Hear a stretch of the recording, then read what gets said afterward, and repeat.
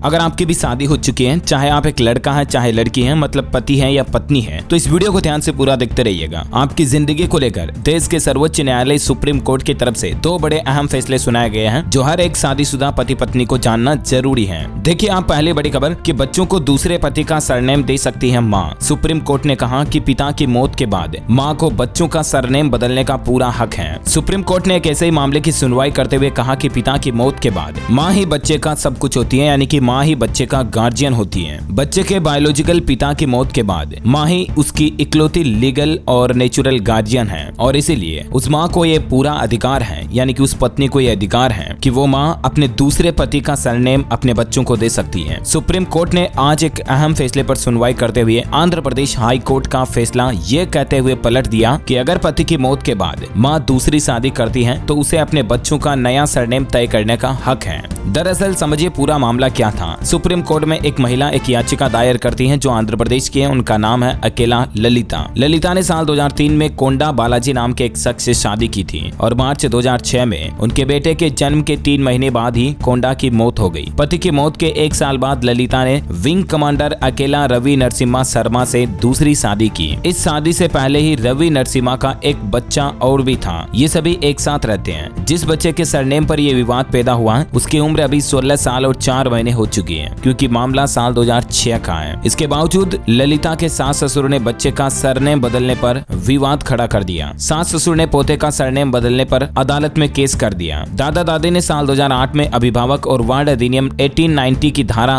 10 के तहत पोते का संरक्षण बनाने की याचिका लगाई थी, जिसे निचली अदालत ने ठुकरा दिया था। इसके बाद दादा दादी आंध्र प्रदेश हाईकोर्ट पहुंचे ताकि बच्चे का सरनेम न बदला जाए। ललिता को गार्जियन तो माना, लेकिन उन्हें पहले पति के सरनेम पर बच्चे का सरनेम करने का निर्देश दिया आंध्र प्रदेश हाई कोर्ट ने। ठीक है, तो फिर ललिता को आंध्र प्रदेश हाई कोर्ट का यह फैसला नामंजूर रहा। वो इस फैसले से खुश नहीं रही। ललिता पहुंच गई सुप्रीम कोर्ट और सुप्रीम कोर्ट में सेम इसी मामले को लेकर याचिका दायर कर दी। अब देखिए सुप्रीम कोर्ट ने 4 अहम पॉइंट में ये फैसला सुनाया और कहा कि बायोलॉजिकल पिता की मौत के बाद माँ एकमात्र बच्चे की इकलौती लीगल और नेचुरल गार्जियन होती है, और इसलिए उसे अपने दूसरे पति का सरनेम भी बच्चे को देने का पूरा हक है। नंबर 2 आता कि सरनेम को केवल इतिहास और संस्कृति के संदर्भ में नहीं समझा जाना चाहिए। सुप्रीम कोर्ट ने कहा कि माँ को नए परिवार में बच्चे को शामिल करने और उसका सरनेम बदलने से कानूनी रूप से रोका नहीं जा सकता। सरनेम केवल वंश का संकेत नहीं है और इसे केवल इतिहास संस्कृति के संदर्भ में नहीं समझा जाना चाहिए। नंबर 3 कि माँ अपने बच्चे को दूसरे पति को गोद लेने का अधिकार भी दे सकती है। इसके अलावा अलग सरनेम बच्चे की मेंटल हेल्थ के लिए भी सही नहीं रहेगा। तो ये कुछ अहम पॉइंट्स बताते हुए सुप्रीम कोर्ट ने एक शादीशुदा पति पत्नी के मामले में मसले में बच्चे के सरनेम को लेकर ये बड़ा फैसला सुनाया है ना।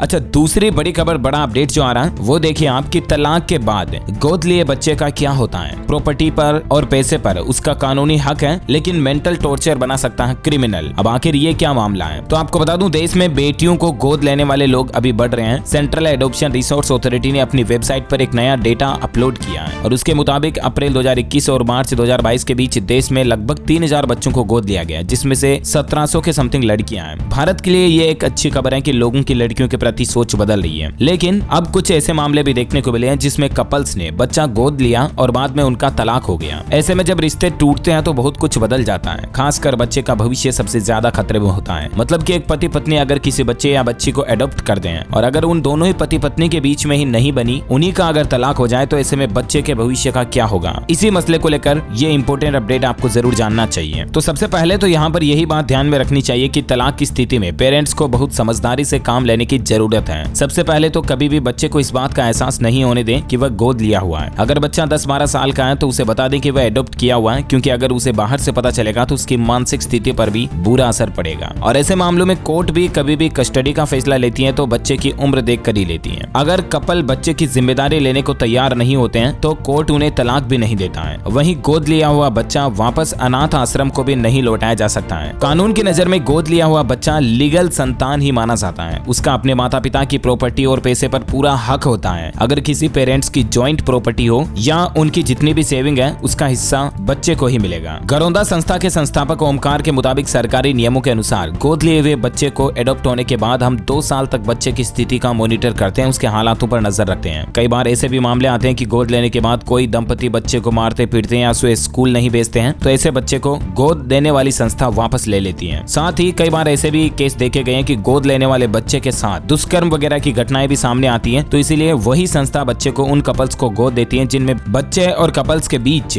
उम्र में लगभग 25 साल का अंतर हो। उसके बाद ही कपल्स को बच्चे को गोद लेने की परमिशन मिलती है। इसके साथ ही दोनों पेरेंट्स को एक शपथ पत्र देना होता है। नियम के मुताबिक अगर कोई भारतीय बच्चे को गोद लेता है तो उसे 40,000 रुपए शुल्क के रूप में भी देने होते हैं। वहीं कानूनी शुल्क अधिकतम 8,000 रुपए तक हो सकता है। अगर कोई विदेशी कपल बच्चे को गोद लेता है तो उन्हें $5,000 शुल्क के रूप में जमा कराना पड़ता है। तो ये तो रही बच्चे को गोद लेने से संबंधित कुछ कानूनी बातें। एक बात आप जरूर समझ गए होंगे कि गोद लिया हुआ बच्चा भी अपने पिता की प्रॉपर्टी में पूरा राइट्स अधिकार रखता है। मान लीजिए किसी कपल्स के कोई संतान पैदा नहीं हो रही है, वो बाहर से बच्चा एडॉप्ट करते हैं, गोद लेते हैं, और उसके बाद अगर उन कपल्स के भी अपना खुद का संतान हो जाता है, जन्म ले लेता है, बच्चा पैदा हो जाता है, तो उसके बावजूद जो गोद लिया हुआ बच्चा होगा ना, वो भी प्रॉपर्टी में पूरा हकदार होगा। यानी कि जो उनका रियल बेबी है और जो एडॉप्टेड बेबी है, दोनों ही 50-50 पिता की प्रॉपर्टी में अधिकार रखेंगे। और गोद लिए हुए बच्चे की कंडीशन में अगर किसी पति पत्नी का तलाक होता है ना, तो भी वो बिल्कुल वैसे ही कंडीशन के अकॉर्डिंग होगा जैसे एक पति पत्नी का रियल बच्चा हो। और उसके बाद जो कोर्ट तलाक देती है तब बच्चा किसके पास रहेगा, बच्चे की क्या इच्छा है, बच्चे को प्रॉपर्टी में हक मिलेगा या नहीं मिलेगा, पत्नी या बच्चे को पति की तरफ से कितना हर्जाना दिया जाएगा महीने का, हर महीने कितना उनको गुजारा भत्ता दिया जाएगा, ये सब कुछ रूल्स एंड रेगुलेशंस जो है ना, वो जिस तरह से रियल बायोलॉजिकल बोर्न बेबी के साथ में कंडीशंस अप्लाई होती है ना, वही सेम कंडीशंस एडॉप्टेड बेबी के केस में भी कोर्ट के द्वारा मानी जाएगी। कानूनी रूप से लीगल है एडॉप्टेड बेबी भी और बायोलॉजिकल बेबी भी। ओके, तो उम्मीद है दोस्तों पति पत्नी को लेकर कुछ ये महत्वपूर्ण जानकारियां और बड़े अपडेट आपको जरूर जानने मिले होंगे। अपने सभी शादीशुदा दोस्तों मित्रों के साथ इस वीडियो को जरूर शेयर कीजिएगा, और आपके मन में अगर कोई सवाल जवाब है इसी तरह से तो कमेंट करके पूछेगा, मैं रिप्लाई करने की जरूर कोशिश करूंगा। वीडियो को लाइक और शेयर कर दिया हो तो एक काम और कर लो, चैनल को सब्सक्राइब करके बेल आइकन भी जरूर दबा दो ताकि आप कभी कोई काम की इंपॉर्टेंट न्यूज अपडेट मिस नहीं कर पाओगे। Thank you, take care, good bye, Jai Hind, जय भारत, वंदे मातरम।